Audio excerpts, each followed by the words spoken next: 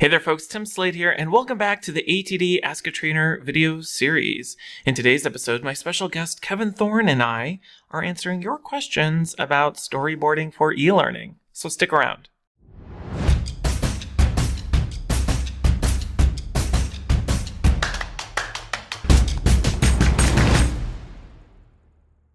When you're starting work on a new e-learning project, you may wonder whether or not it's worth the time and energy to draft and review a storyboard with your stakeholders and subject matter experts, or if you should just jump straight into development. And of course, even if you do decide to start with a storyboard, that leads to other questions about whether you should use a written storyboard or a visual storyboard, or what exactly needs to be included in a storyboard in the first place. And well, for all of those reasons, that's why I decided to invite Kevin Thorn to join me and help me tackle your questions about all things storyboarding for e-learning. So let's get to it. Hey, Kevin, thank you so much for joining me for this month's ATD Ask a Trainer. How are you doing? Good. Thanks for inviting me. Looking forward to it. Yeah, absolutely. So for those who don't know you, can you take a moment to introduce yourself? Tell us what you do for a living, a little bit about your business, and all that good stuff. Yeah, sure. Kevin Thorn, been around for a number of years, retired Army, and then I went to the corporate world, basically where I cut my teeth like most of us, accidental instructional designers, ended up in this industry. Yeah. Did that for another, about 10, 15 years, and then similar to your path, was freelancing on the side, and then freelancing started to be another full-time job, and one had to go. So I started Nugget Head Studios about 10 years ago, 2012. So we're about 9.5 years in. And it's a custom e-learning design and development. So I do a lot of training too. So I'll train Storyline and Camtasia and the softwares that we use. But largely it's just custom one-off e-learning designs or training programs. I teach university, so I also teach grad students of instructional design.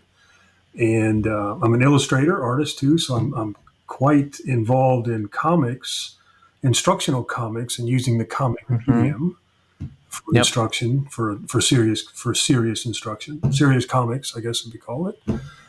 Yeah. And lastly, I don't know what I was thinking, but I went ahead and started a doctoral program last fall. Oh, wow. And good for my you. research is instructional comics in the adult workforce. So we'll see. Oh, I love that. How that goes. But that's my world and where I've been and where I'm going. Yeah, well, good. Well, one of the things we've known each other for years and years and years. I think the first time I spoke at a conference was in 2013 when I was working for Diane Elkins. Yeah. And that's probably how, because I know you've done some work for her in the past. That's probably how we met each other. Exactly. At one of those conferences in Orlando or Vegas or somewhere like that. I don't remember. Yeah. But, one of the things I've always liked about you is that you are one of those people that likes to work out loud, and you always share, whether you're sketching something or doing a storyboard online, you like to put it out there. And so when I thought about this episode on storyboarding, I thought, oh, yeah, we have to have Kevin because you're always sharing your storyboards and what you're doing online, and I appreciate that. All right, so before we get to the questions about storyboarding for e-learning, I'd love for you real quickly, Kevin, if you can, for those who aren't familiar with what a storyboard is, can you give a quick definition of how you define what an e-learning storyboard is, and then we'll tackle some of the questions we've received? The simple answer, in our industry, a storyboard is a blueprint. It's the documentation of all of the bells and whistles and behaviors and content and narration and all of the things that are going to go into the development phase. It's your blueprint. It's just a recording of how to put it together. Yeah, I love that analogy. I use that one all the time because I always tell people, you don't just go, if you were building a house, you wouldn't just go to Home Depot and grab wood and nails and start building a house. You need to know how many bedrooms it's going to have. Is it 1-story or 2-story? And just like you would always create a blueprint before building a house, you would do the same thing for an e-learning course. Yeah, why wouldn't you? Adding to that, really, let's play with that blueprint analogy. Yeah. If the client, subject matter expert, stakeholders are the homeowner, the architect that they hire is the instructional designer. You work together to design the house. The architect then documents that design in a set of blueprints, and then hands that set of blueprints off to a contractor, in this case, the developer. Now, in our world, we could be both the same person. Sure. Yep. But in the traditional sense of home building, if you were to go to a job site where there's a new house being built, very rarely you're going to see an architect on that job site. Mm-hmm. So Yep. the idea then, if you take that analogy, your storyboard should be all of the details necessary to build that e-learning without the instructional designer present. So you should have all the directions, everything you need. Now, obviously, that doesn't happen all the time, but if we kind of follow that analogy, that's kind of how I think about it. Yeah, I agree. I call that development ready storyboard, and I think and the reason why, and we'll get into this with some of the questions, but the reason why you want to do a storyboard, just like an architect would do a blueprint for a house, is if somebody wants to move the kitchen, you don't want to wait until you've built the house to realize you want to move the kitchen. That means rebuilding the house. And the same thing I think applies to e-learning. Sure is does. that you want to do a storyboard, because if they change their mind, it might mean rebuilding the course, right? It's easy to change things when it's on paper. Missing deadlines and more money and all that kind of thing. Sure. Yeah. Good. All right. Well, now that we got that out of the way, we have a kind of a general understanding of what a storyboard is. Let's get to some of our questions that we've received on storyboarding. So our first question comes from Brittany Osborne. Hey, Brittany. And Brittany wants to know, when does it make sense to draft a storyboard versus just jumping straight into rapid prototyping? I love this question because it never ceases to amaze me. Whenever people are new to e-learning, they always are skeptical about the value of doing a storyboard. They just want to jump straight into development. What are your thoughts on storyboarding versus rapid prototyping? Well, Kevin? I think the first thing that comes to mind is the semantics about the different terminology we're using. Yeah. Storyboard is a term used in different industries. In different industries, it means something different. And whether you're storyboarding a film or storyboarding animation or storyboarding a commercial or storyboarding e-learning. Mm-hmm. And then whether we call it storyboarding or not, the web industry calls it wireframing. Mobile apps, they call it prototyping. It's essentially the same thing. You're designing a product that you're going to end up developing. So let's just agree that storyboard in this industry, in the sake of this conversation, it's a document of, like you said, development ready document, right? Mm-hmm. But I don't want to confuse storyboarding with prototyping. I believe that's apples and oranges. Yeah. Storyboard is the design. It's the documentation of the design. And let's just play this out for a minute, Brittany. Let's say I have an interaction that my subject matter expert wants some kind of engaging interaction, some kind of example, exercise. Mm-hmm. But we can design it. We can script it out in the storyboard. Say, this is the goal. This is the objective. Here's the content for it. We might have a little narration. Here are some visual ideas that we might want to do. Now I can document that, but I don't know how to develop it yet, because then we would go to prototype. We would prototype that one interaction. We get some feedback back and forth and say, yeah, let's try that. So once we nail that prototype down, that it fits, then we come back to the storyboard and we'll document a few more details and or refer to this prototype file that we practiced or we played with. And then when it comes to development, then we'll pull that prototype in and then fine tune it and polish it up. So that's a great question, because I think the same thing. I was just in a conversation with one of my students earlier this morning, actually, having a real hard time with the design side of storyboarding. So it's almost like I asked him, I said, just put everything away. I need you to go prototype. I need you to go play around and put it together so you can see the behaviors. Yeah. What happens when a learner does this? And then what behaviors happen? And then are there 2 behaviors? Are there 3 behaviors? Are there conditions tied to it? All of those things. If you got a really seasoned, experienced developer, they don't need a whole lot of direction. Right. But if you have a storyboard that you're collaborating with somebody else on the other side, then you got to be a little bit, you don't have to be, but it's helpful to be a little bit more detailed. So Brittany, I hope that answers your question. In my view, in the world I work in, storyboarding and prototype are 2 different desks. Yeah, I I agree with that. And I think, for me, when I was new to e-learning, storyboarding, and I still say this to folks, I think storyboarding is, out of all of the different phases you go through in e-learning development, it's the hardest part, because you're having to take what is a visual interactive medium and document it in words. And that means writing and describing every word that's going to be on the screen, every action that's going to take place. And I think it requires you to really go through and mentally answer the question of everything that's going to happen in that course. And I think that's a challenge for some folks. Actually, it's my favorite part. Yeah. Well, because in my mind, even I storyboard for myself. My storyboards are extremely detailed, even for myself. Yeah. Yeah. But it's always like I'm playing like this little internal game with me. Because if I were to take this storyboard or set of documents within the storyboard and I give them to Tim, in my mind, I want to see, can Tim go build this without asking me a question? If he asks me, what does this mean? Or how does this work? Or where does this, then I'm not doing my job as a good storyboarder. Yep. Yeah, I say the same thing with my students whenever I review one of their storyboards. If I can envision it in my mind's eye of what's going to happen, then I feel like it has enough detail. And you're right. If I can develop it without questions, then you're on the right track. Good. All right. Thank you, Brittany, for that question. Hopefully that gives you a little insight there. All right. So our next question comes from Christopher Taylor. Christopher wants to know, what tools should I be using to create my e-learning storyboard? Or my e-learning storyboards. I love your take on this, Kevin. I always tell people, use whatever tool you're most comfortable using. Some people use Word. I see some people use PowerPoint. I've seen some people even use Microsoft Excel because they like how it's a table.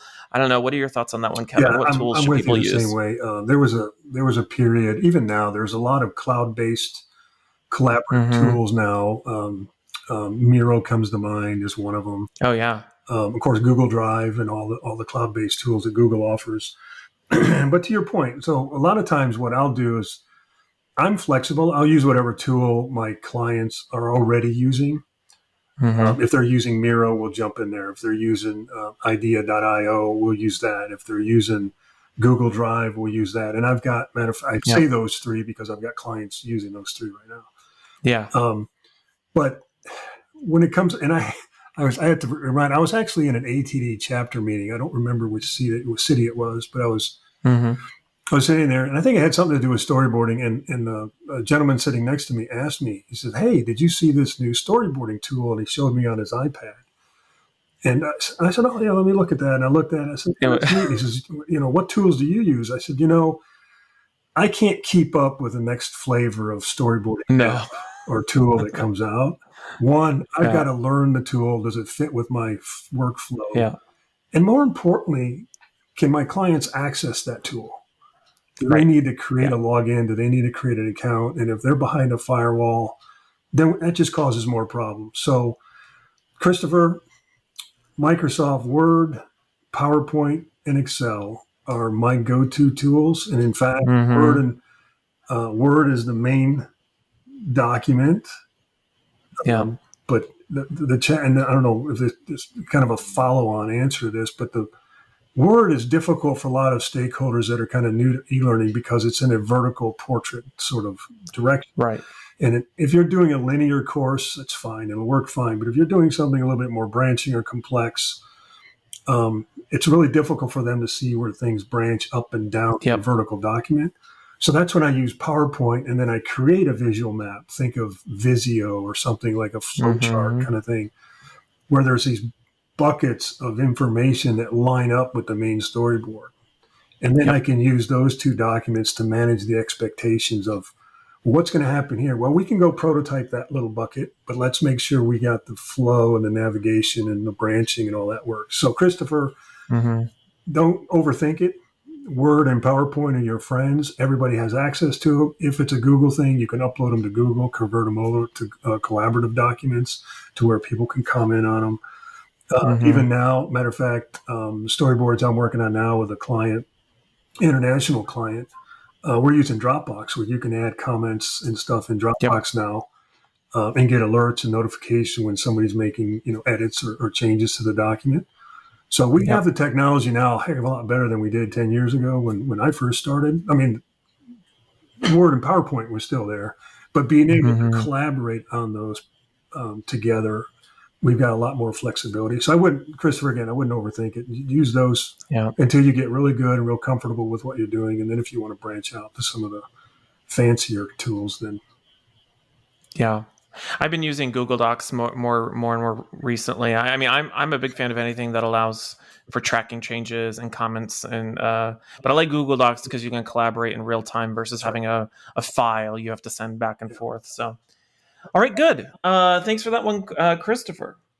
All right. So our next question comes from, and I apologize in advance if I'm going to mispronounce your name, Anu Gopu. Anu wants to know how much detail should be included in my storyboards. We kind of tackled this one earlier, but maybe if you could give some examples, Kevin, of what that means to create a development-ready storyboard. What are your well, thoughts this there? might throw some people off, but the amount of detail is enough detail. The first draft of your storyboard should Mm-hmm. help carry that conversation with your subject matter expert, your stakeholders, right? Your clients, Yep. customers. So that's any, depending on what tool you use, like I use Storyline. So Mm-hmm. there's a storyline there's a storyline Yep. language.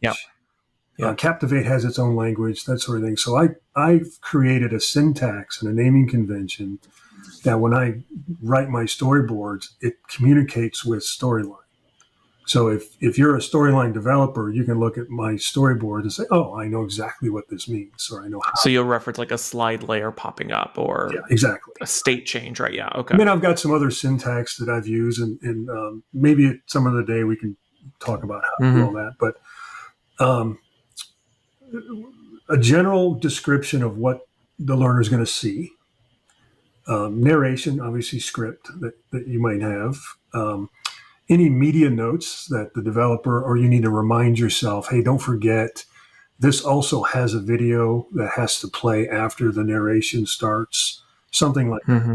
And then, of course, your location numbering convention. What screen is this? What screen is that? That sort of thing. And a title, right? Make sure you name all of Yeah. them. At a fundamental level, that's all you need to get started. Um, but what I do is I have what I call companion documents. Mm. I don't put everything in the main storyboard. The main storyboard is just to get my stakeholders so we have all the content laid out, we got it organized, we know where everything lives. And then, for instance, like a knowledge check or a quiz or something, I'll storyboard that in a second document. Mm. Because let's think about a simple multiple choice question. Yeah. You have the question statement, you have let's say four choices, Mm-hmm. you have feedback, correct feedback, incorrect feedback. You also might have multiple attempts, but then you have a third level of feedback. Yep. That's a lot of different locations where content lives, and there might be images and video and other audio involved with that. And to Sure. put all that in one screen on a main document storyboard, it could be overwhelming and intimidating for somebody that's not used to reading these types of documents. For sure. So I'll break that out into its own document. And then in the actual main storyboard, I'll refer or link to that other document. So if the Mm-hmm. knowledge check goes here, here's a link to the document that has all the details on how to build that. Yep. There's other advantages of that too, because if I have extra developers working with me, take this document and go build the knowledge check. And then somebody else can use the main storyboard and work on it. So those types of things I keep separate. Some of the more complex interactions that involve, maybe some branching scenario with a lot of video. You got a Sure. lot of detail around the video that you need and stuff like that. So that's just my approach. But Anu, going back to your original question of how much detail, the amount of detail that goes in your storyboards is at the very where the conversation of your customers and you meet, and there's Mm-hmm. no confusion. Yeah. If you got too much in there where they're asking a lot of questions, maybe that's overwhelming them too much too soon. If they're asking a lot of questions about what they don't see, maybe there's not enough detail. Yeah. So it's just trying to find that balance between what works with you and the type of customers that you typically work with. I think that makes sense. The biggest area of opportunity I see when I review a storyboard is when somebody will say there's a button on the screen, and when they click the button, additional content about X, Y, or Z will be revealed. And I always challenge and go, okay, well, what does the button say? Like, what's literally on the button? And then when content's revealed, well, what does that say? What does that mean that content's revealed? Like, if I'm a reviewer, I need to know what that content is. What does this say? Is there audio, and what does that audio say? Or is there on-screen text? And so I think for some people they just get overwhelmed with or they don't realize the level of granularity that has to go into a storyboard, and or not just for development purposes, but also just for a subject matter expert or a reviewer to be able to effectively review it. Well, I don't know if there's a help in that, but every screen, every real estate, it may not be it might not be changing screens, but like you said, if you click a button and new information comes on, that's a new layer of real estate. Yeah. So every new piece of real estate that's in the course is its own table in Word document. Right.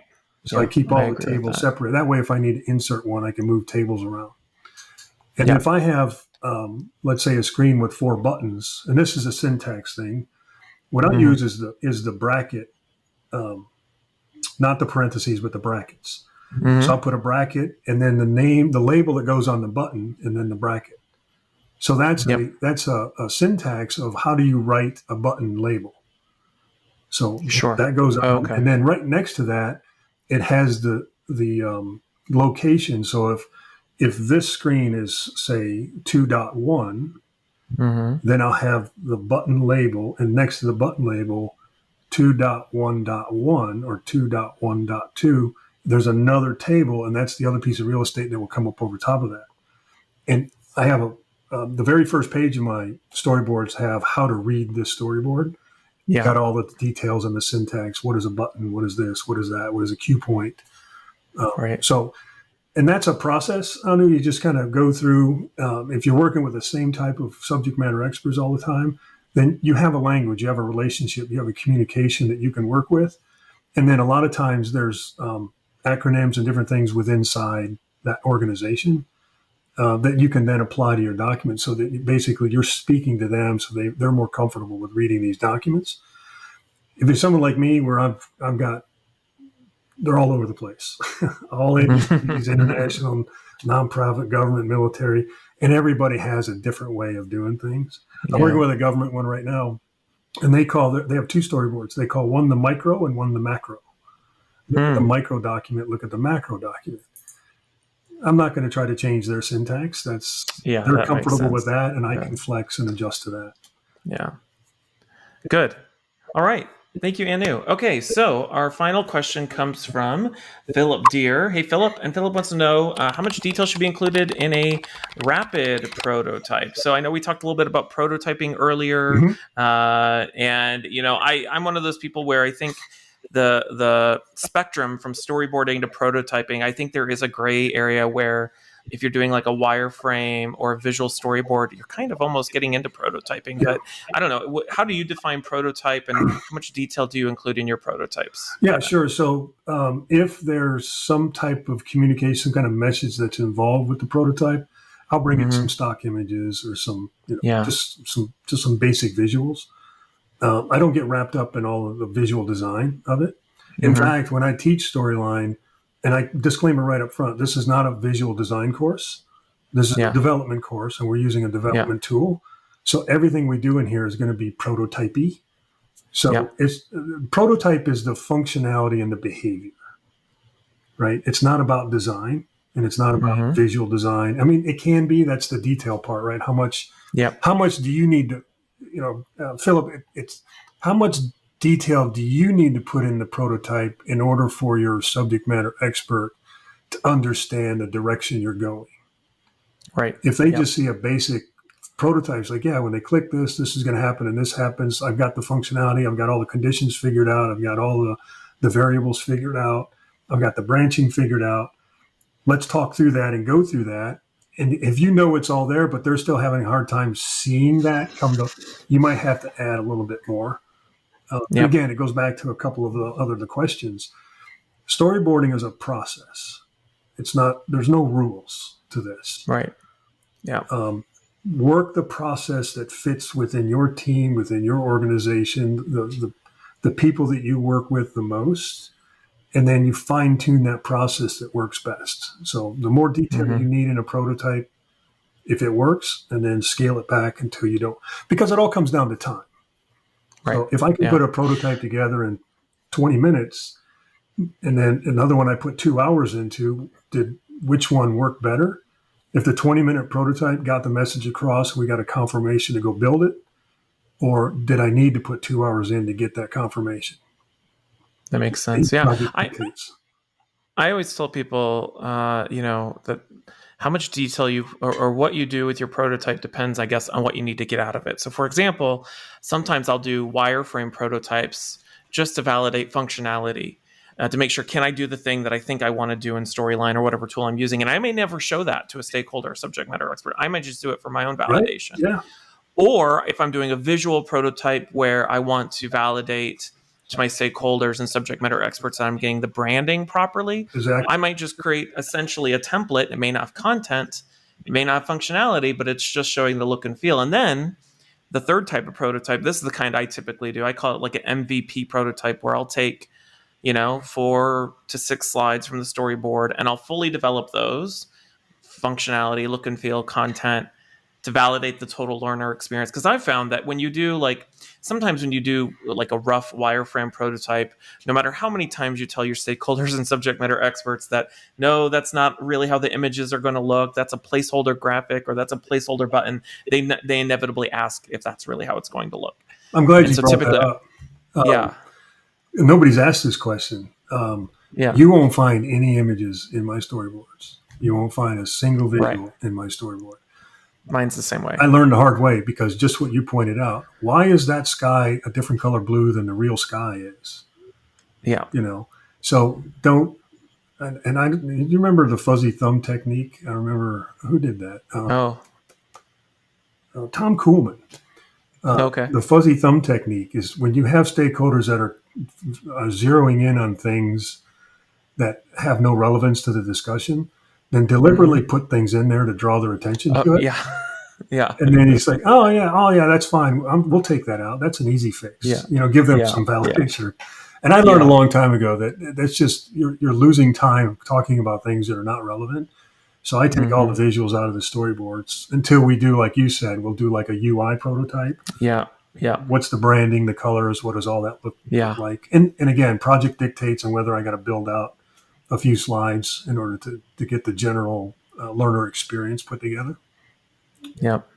Yeah, I'm the same way. My storyboards are always written, and because at that moment in the development process, what I need from them is to review content and the flow of content and the accuracy of content. I don't want them getting stuck on, why am I using that shade of blue or that that's the placeholder image. So right. All right.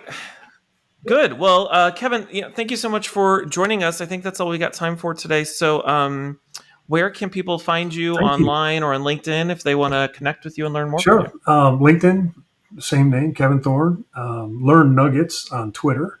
So those are two primary. And then if you want to follow the traveling hat of Mr. Nuggethead, he's on Instagram. Mr. Nugget. Oh, that's awesome. I'll have to check that out. Good. Well, thank you so much for joining us this month, Kevin. Thanks, Tim.